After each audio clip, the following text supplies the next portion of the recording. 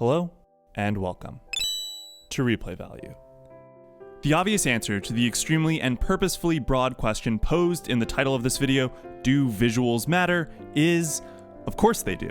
We're talking about an audio-visual medium, so of course 50% of the description in how we process meaning is relevant. A more proper question to this video might be, what, if any, effect does visual style have on the way we consume a narrative?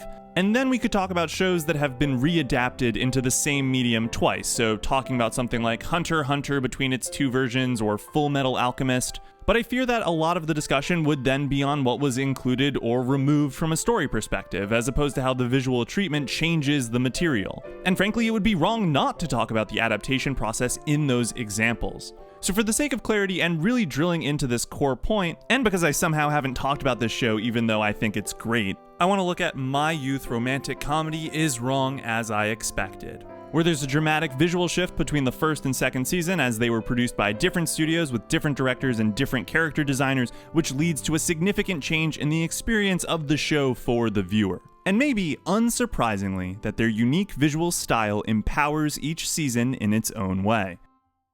Let's start by saying that this is not a critique of the character designs from either season, and that this video is not going to say that one season is better than the other from a visual perspective. We are going to be focusing, in part, on the character designs though. While there are other changes in how the studios craft their sequences, and we'll be touching on that as well, I think at the end of the day it all comes back to this version of Hachiman versus this one. Season 1, produced by Brains Base, looks simpler, bordering on cartoony.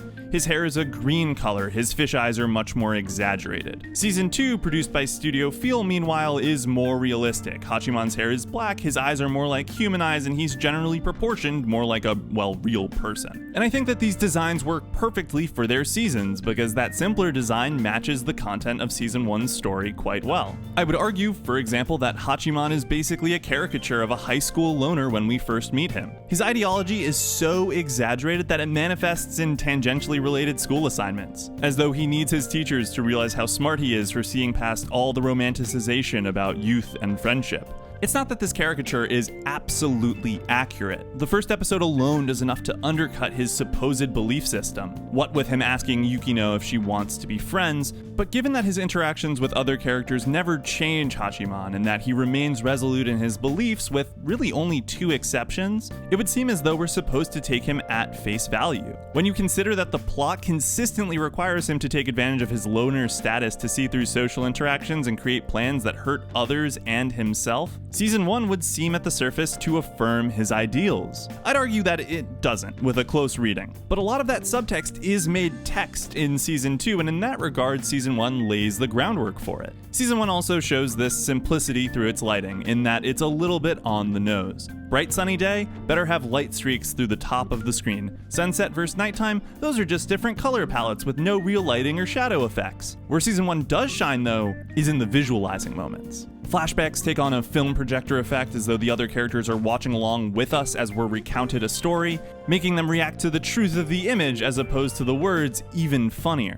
I would actually argue that on the whole, Season 1 is funnier, in large part because of its visual comedy. By having the characters able to act in ways that are more cartoony because the designs are more easily able to make that jump, especially in comparison to the following seasons. It's a better balance, focused more on the comedy aspect of these relationships as opposed to the dramatic side, which is basically all that the second season focuses on. And before I forget, Season 1 has some good direction too. I especially love how we have Zaimokusa's viewpoint when he's performing something and then cutting straight to the reality, or how these visualizations of isolation are designed around stark backgrounds, even if there's also the standard shadow figures in the following shots. All in all, I think that the first season is empowered by these simpler designs, but maybe I wouldn't feel that way if the second season had the same, although I wouldn't know any differently. But perhaps it's because the first season feels in a lot of ways like the prelude to the serious moments that the second season prides itself on. The unassuming character designs lend themselves to a visual style that suggests simplicity on the surface,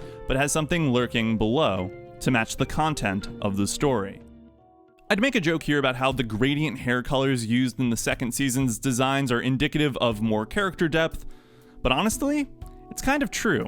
As we switch over to a more realistic, more human character design, Hachiman gets challenged on his belief system and vows to change. Yukino opens up in a real way. Yui struggles to balance her feelings and her friendships, and that's to say nothing for Haruno, Hayama, Ishiki, a handful of others, but maybe most surprisingly Yumiko. Season 2 in a lot of ways is the fulfillment of the promise that peeked through at moments in Season 1, where the caricatures didn't really feel like they matched the characters' actions or thoughts. Bringing Hachiman in particular into light with the famous genuine scene, Yukino with Save Me, and Yui's love of Club. I don't particularly want to get into the weeds with these because they're tangential to my core point. My argument being that these realistic character designs are fitting for the more fleshed out characters which Season 2 brings with aplomb. And maybe I want to actually analyze some of these scenes someday in addition to not wanting to go mega spoilers. Because this is a great show and you should probably watch it if you haven't already. So I'm going to conclude my argument about character depth here. But we're talking about more than just the character designs, and the visual style of the second season is a lot more dramatic. Gone are the cartoony comedy moments, Ebina doesn't have the absurd bloody nose gag anymore, the gut punches and Death Note references are things of the past. Instead, a lot of the humor comes from the situations. Hachiman not trying to fall desperately in love with Saika is always a treat, and Komachi's insults are a special breed of giggle-inducing. It relies heavily on the performances of the voice actors, and the comedic timing is definitely there. It's just not as spectacular as the first season's comedy tended to be. What Season 2 lacks in comedy, though, it makes up for in dramatic scenes. I'm a huge fan of bridge walkway moments because as a setting, they're filled to the brim with meaning, and the skies in the second season are just gorgeous in how they play on the characters and add another layer to the atmosphere in any scene. You could argue it's overly dramatic, but I will happily take cool settings that create visually punchy images over standard lighting and rooms.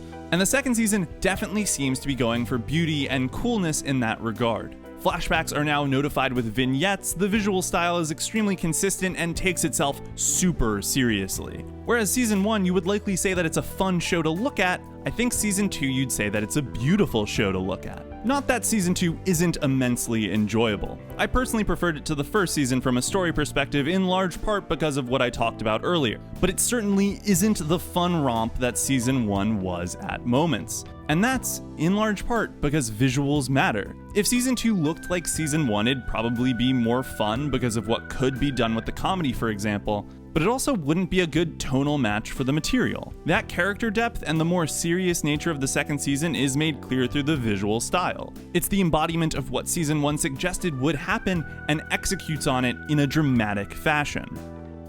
So the answer to our elongated question, how do visuals impact the way we consume a narrative, at least in regard to Oregaru, seems to be that they tell us about the tone of a show. They inform us about the characters and the content, the dramatic or comedic moments, or maybe to put it as clearly as possible, what the focus is. At the end of the day, I'm thankful for the two distinct styles of Season 1 and 2 in large part because they help to capture very distinct moments in the storyline. And I'll be excited to see if the visual style evolves in the upcoming third season or if we'll be sticking to what we had in Season 2. If how we ended off Season 2 is any indication, it probably doesn't need to change much at all to match the dramatic tone, but we'll have to wait and see for how the visuals match the content in the future. And hey, maybe I'll be talking about some of those dramatic scenes sometime soon.